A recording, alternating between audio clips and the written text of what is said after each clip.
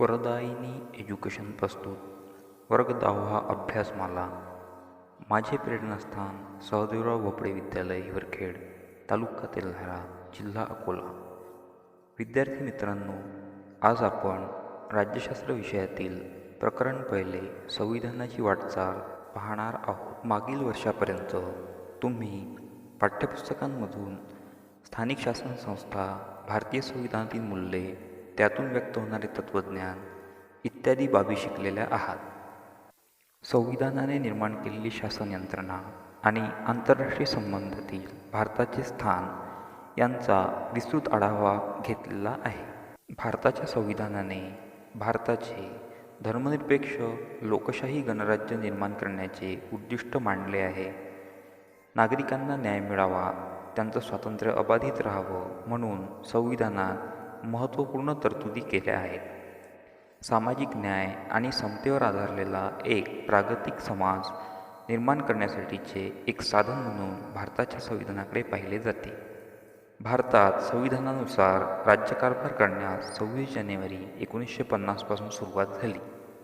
26 November 1949ला भारताचे संविधान स्वीकारले गेले.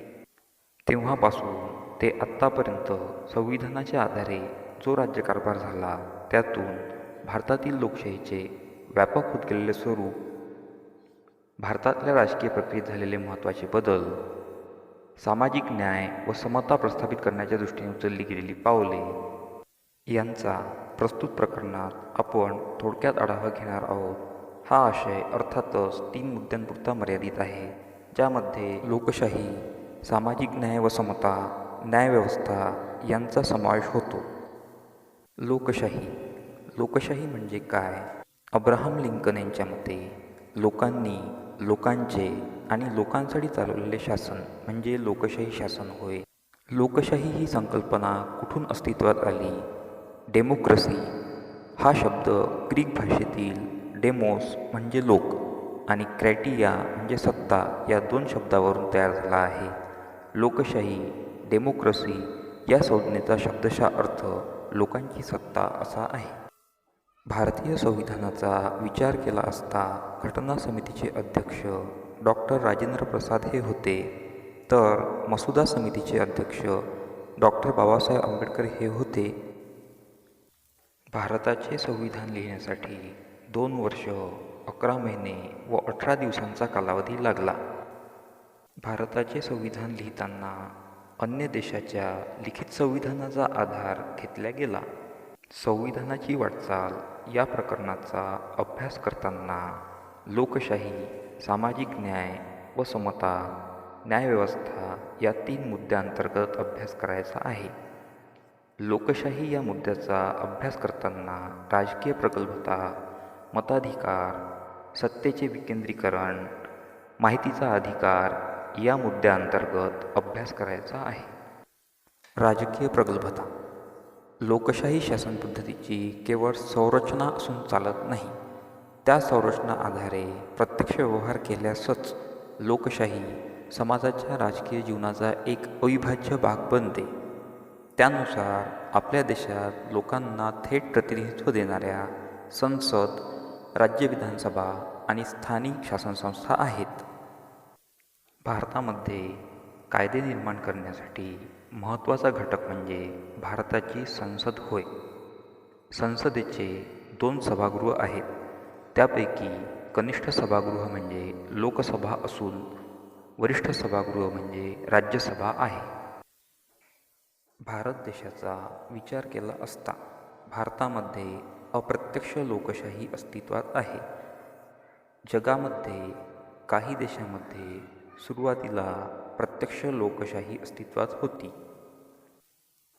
आजच्या आधुनिक जगात प्रत्यक्ष लोकशाही अंमलात आणणे अशक्य बाब आहे. त्यामुळे प्रातिनिधिक लोकशाही स्वीकारल्या गेलेली दिसून येते. आज आधुनिक जगामध्ये सामाजिक, आर्थिक, राजकीय प्रश्नांचं बदलणारं विस्तृत स्वरूप विचारात घेता प्रत्यक्ष लोकशाही अंमलात आणणे अव्यवहार्य ठरते. त्यामुळे आज जगामध्ये बहुतेक देशांनी प्रातिनिधिक लोकशाहीचा स्वीकार केलेला दिसून येतो. भारत देशाचा विस्तृत भूभाग, प्रचंड लोकसंख्या असे असतानासुद्धा आज भारतामध्ये जनतेच्या सहभागावरून आणि राजकीय स्पर्धेचा विचार करता भारतातील लोकशाही मोठ्या प्रमाणात यशस्वी झाल्याचे दिसते. भारतातील प्रचंड लोकसंख्या व विस्तार या दोन्हीबाबत मोठ्या असलेल्या आपल्या भारत देशात विविध पातळीवर निवडणुका घेणे ही बाब आव्हानात्मक आहे. तरीसुद्धा ठराविक मुदतीनंतर मुक्त आणि न्याय्य वातावरणात होणाऱ्या निवडणुका हे भारतीय लोकशाहीचे यश आहे. वारंवार होणाऱ्या निवडणुकांमुळे भारतीय मतदाराच्या राजकीय जाणीवा प्रगल्भ होण्यास मदत झाली आहे. निवडणुकीदरम्यान समोर येणाऱ्या सार्वजनिक धोरण आणि प्रश्नांबाबत भारतीय मतदार भूमिका घेत आहेत. प्रश्नांच्या पर्यायांचा विचार करून मतदान करण्याच्या वृत्तीत वाढ झाली आहे. भारतामध्ये दर 5 वर्षांनी सार्वजनिक निवडणुकांचे आयोजन केले जाते.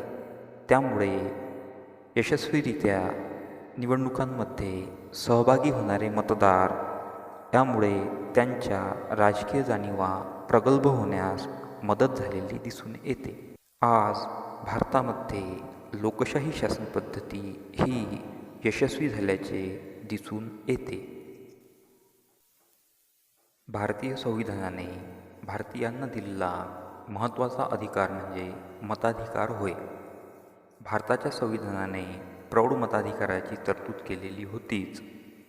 त्यानुसार मताधिकाराची व्याप्ती मुळातच व्यापक होती.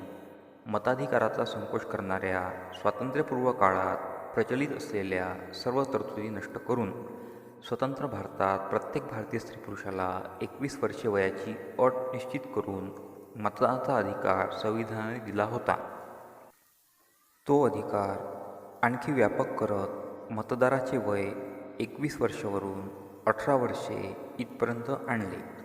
स्वतंत्र भारतातील नव्या युवा वर्गाला यामुळे अर्थातच राजकीय अवकाश प्राप्त झाले. अशा लोकशाहीची व्याप्ती वाढवणाऱ्या बदलामुळे भारतीय लोकशाही जगातील सर्वात मोठी लोकशाही मानली जाते.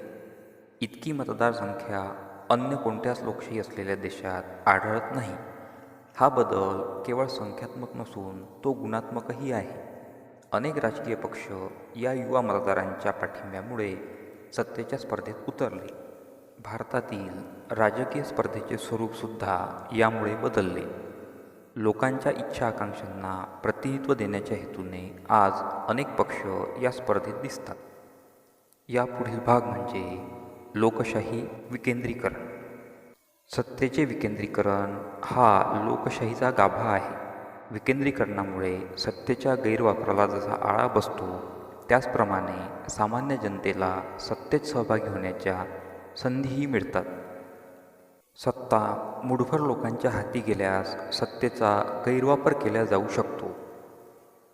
स्वतंत्र भारतात लोकशाही विकेंद्रीकरणाचे खूप प्रयत्न झाले. यातील सर्वात मोठा प्रयत्न अर्थातच 73 व 74व्या संविधान दुरुस्तीचा होता. या दुरुस्त्यांमुळे स्थानिक शासन संस्थांना संविधानाची मान्यता तर मिळालीच, पण त्याहीपेक्षा त्यांच्या अधिकारात खूप मोठी वाढ झाली. लोकशाहीमध्ये जनतेचा सहभाग वाढावा या दृष्टीने माहितीचा अधिकार RTI 2005 हा अस्तित्वात आला. लोकशाहीत नागरिकांचे सक्षमीकरण अनेक मार्गांनी झाले पाहिजे.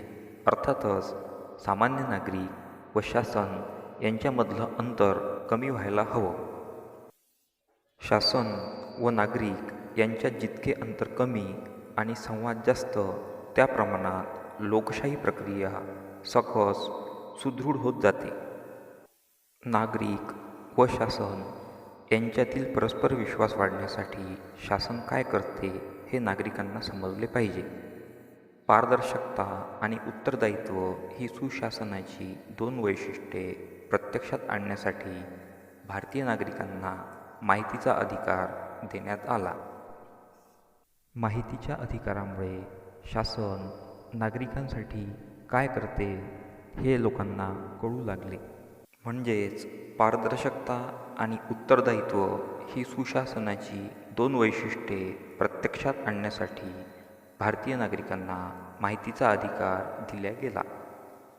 माहितीच्या अधिकारामुळे शासनाच्या कारभारातील गोपनीयता कमी झाली व शासनाचे व्यवहार अधिक खुले व पारदर्शी होण्यास मदत झाली. इसवी सन 2000 नंतरच्या काळात नागरिकांसाठी सुधारणा करताना तो त्यांचा हक्क मानून सुधारणा करण्याकडे कल वाढला.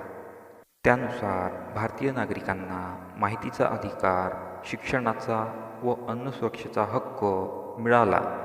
या हक्कामुळे भारतातील लोकशाही निश्चितपणे बळकट झाली आहे. स्वातंत्र्यप्राप्तीनंतर आज भारतातील लोकशाही 74 वर्षाच्या कालखंडानंतर अधिक बळकट झालेली दिसून येते. भारतीय नागरिकसुद्धा त्या दृष्टीने अधिक सक्षम झालेले दिसून येतात. त्यांच्यातील राजकीय प्रगल्भता वाढीस लागलेली दिसते. त्याचप्रमाणे भारतीय संविधानाने भारतीय नागरिकांना जो मताधिकार दिला आहे त्या मताधिकाराची व्याप्ती वाढून आज अधिकाधिक भारतीय नागरिक त्या कार्यक्षेत्रात तत्पर झालेले दिसून येतात. विद्यार्थी मित्रांनो, पाठावरील विवेचनावरून पाठ समजायला तुम्हाला निश्चितच मदत होईल. पाठातील पुढील भाग म्हणजे सामाजिक न्याय व समता तसेच न्यायव्यवस्था हा भाग पुढील भागामध्ये आपण अभ्यासू.